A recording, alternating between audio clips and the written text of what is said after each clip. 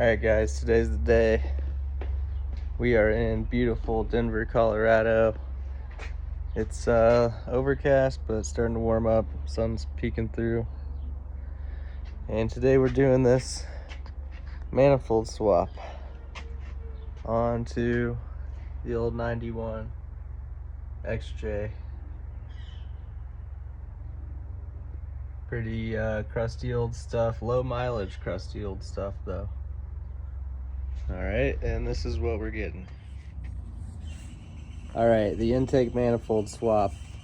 I went to the junkyard and got this guy off of 2001. You're also, when you install this, gonna have to have the new style power steering setup. I believe I got this bracket off of a 99. Don't quote me on this. I think the years you can grab these from are like 96 to 98, 97 to 99, something like that, somewhere up into 99. And then you also need the new style power steering pump, which I think is any of them up past 97 or something like that. So don't quote me on the years, but that's what you're looking for. This arm here bolts to the block, and then you're gonna have the 3-bolt mounting location for the new power steering pump bracket. Went ahead, ordered new power steering pump lines. These ones are older and leaking anyway. We're gonna do exhaust manifold.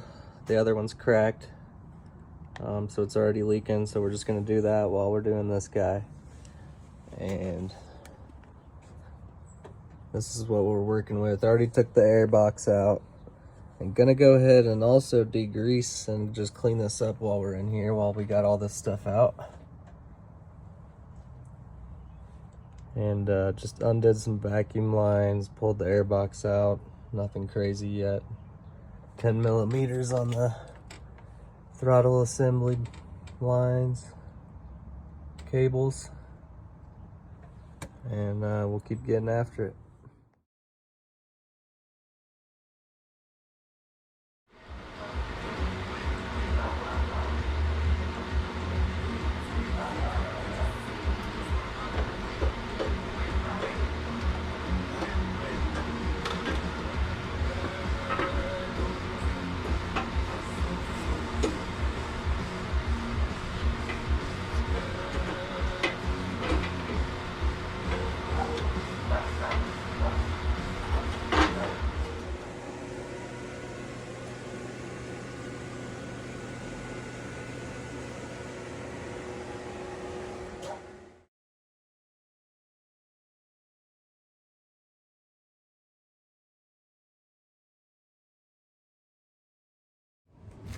Alright, here's what we got going on here.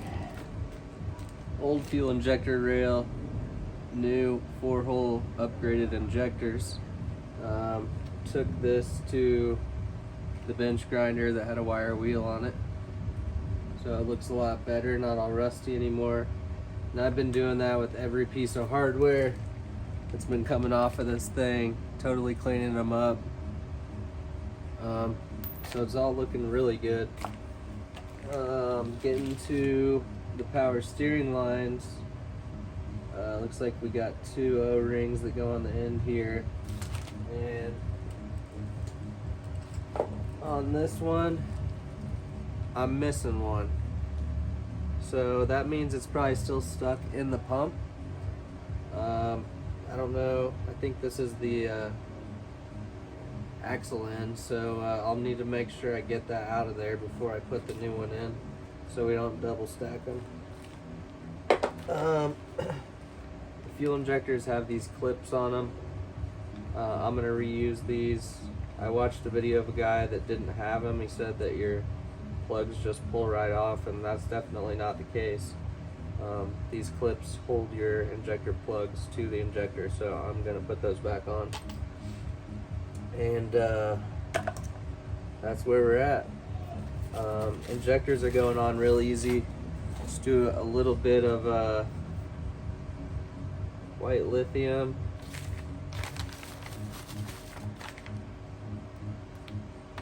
coat the O-ring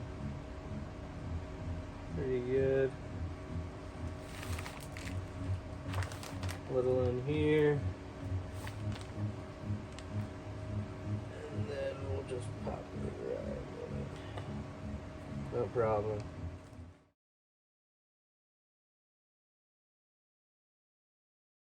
Alright, here's an update on the 2001 intake swap onto the 1991 Jeep Cherokee XJ. Power steering all went pretty smooth. Still need to do the lines. The only thing is that bolt that is down there that holds, actually that's still there. So, whatever bolt that came with the one I took off the 99, it bottoms out. So I had to put some spacers on it, and I ended up grabbing some of these, manifold cone shaped washers, and I just used one of those to space that out enough to actually anchor that mount down to the block. So that was weird. Another one, this is off the old intake manifold, and it's the very last one back here.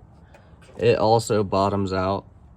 So you could use the ones that you get from the later model, or I'm just gonna get some washers and space this one out and reuse it. When you're doing the injectors, be careful.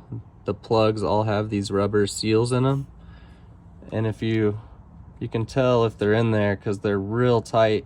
Once you get that lock pin back on, real tight. This one, you can see the play there. Make sure these didn't fall out. If they did, put them back in.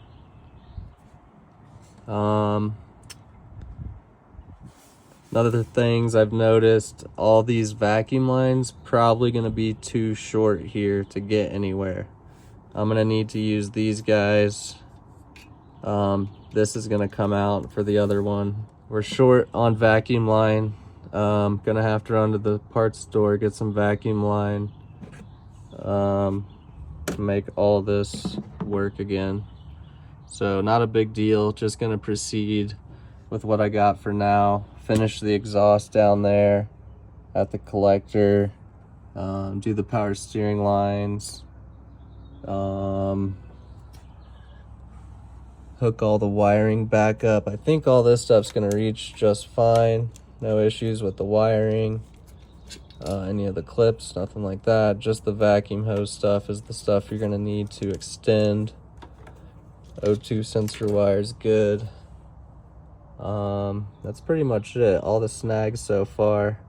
And I've been cleaning everything up as I go. I just started wheeling on this. I'm gonna take all this off and clean this up too. Might as well. And that's where we're at for now. So I will get back to you.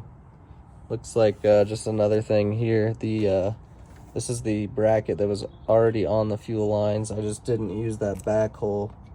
Scooted it back to this one. Used the pin, that bolt that was on there, and that worked out fine.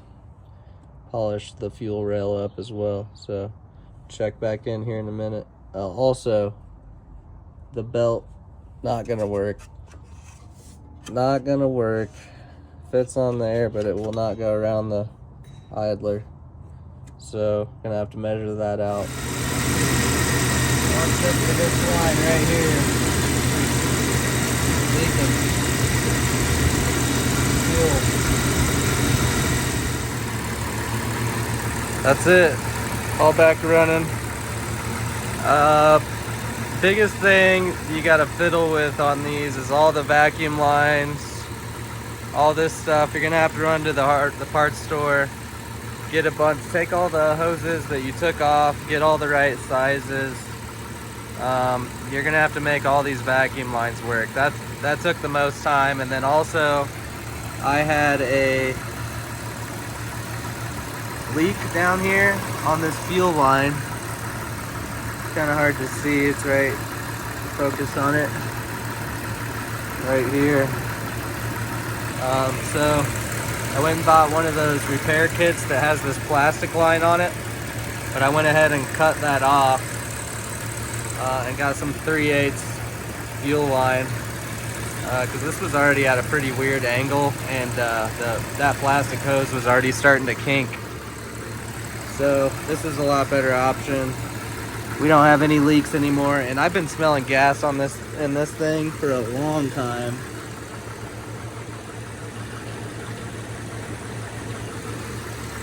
So I'm glad I got that fixed. As far as power goes, definitely feels like there's more power. It really gets up and moves kind of like from the bottom end. You know, I didn't put it on a dyno, but all the new injectors, all this stuff, the intake, new pulleys, everything helped. Everything works together, and the Jeep runs a lot better. Definitely worth doing all this. So yeah, all pretty direct swap. Just gonna have to get some washers to do some spacers on some things, get all your vacuum lines, and the belt you'll want to get from the 1997 model.